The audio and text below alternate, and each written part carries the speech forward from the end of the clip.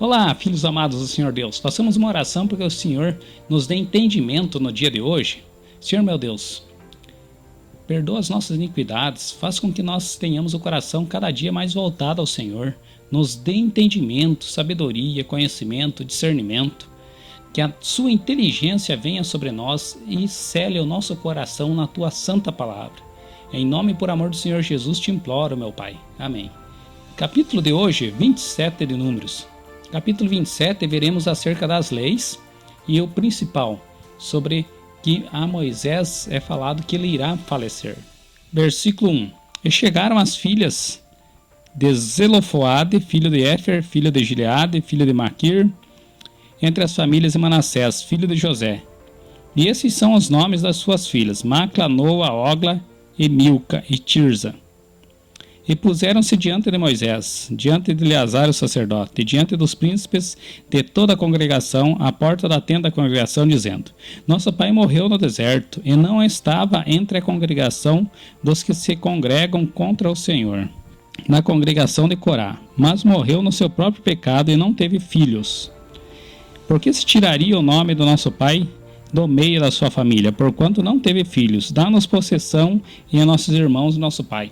Ou seja, o pai delas havia tido apenas filhas. E como nós sabemos, a mulher não recebia, não tinha parte em herança e nem muito menos algo louvável em meio aos demais.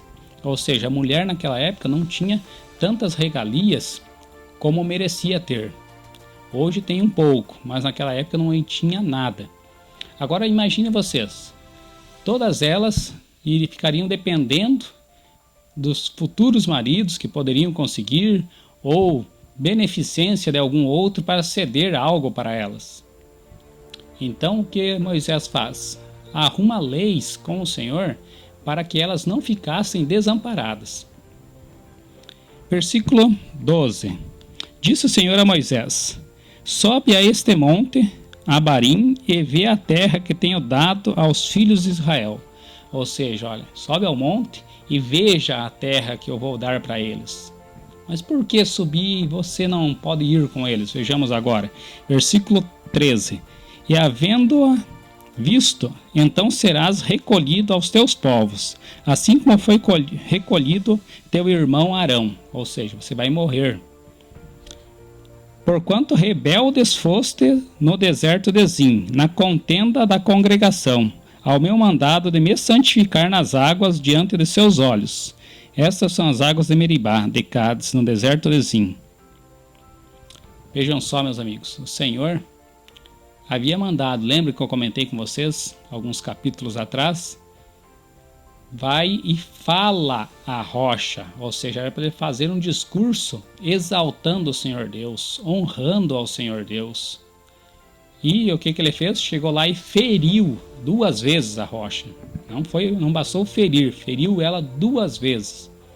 E por causa daquilo foi mal aos olhos do Senhor. Mas também sabemos que o Senhor gostava tanto de Moisés, que foi a segunda pessoa que ele levou, que ele tomou para si. Primeiro foi Enoque e depois Moisés. Versículo 18. Olha o sucessor de Moisés.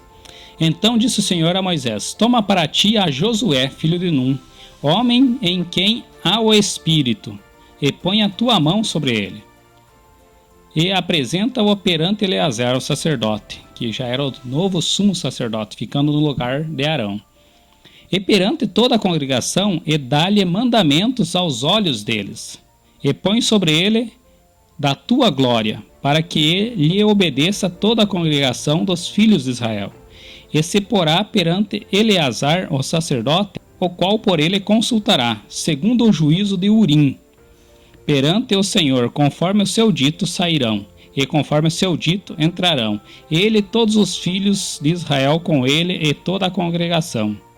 E fez Moisés como o Senhor lhe ordenara, porque tomou a Josué e apresentou-o perante Eleazar o sacerdote, e perante toda a congregação, e pôs ele as suas mãos, ele deu mandamentos, como o Senhor ordenara pela mão de Moisés.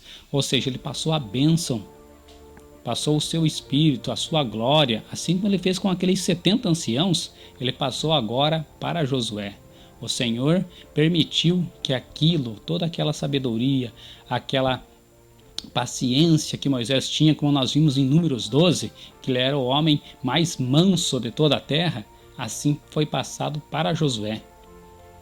Olha só que coisas maravilhosas que o Senhor faz por nós.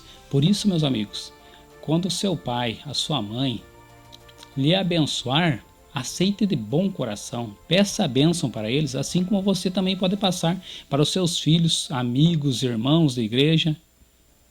Pensem nisso, fique com o Senhor Deus, até a próxima.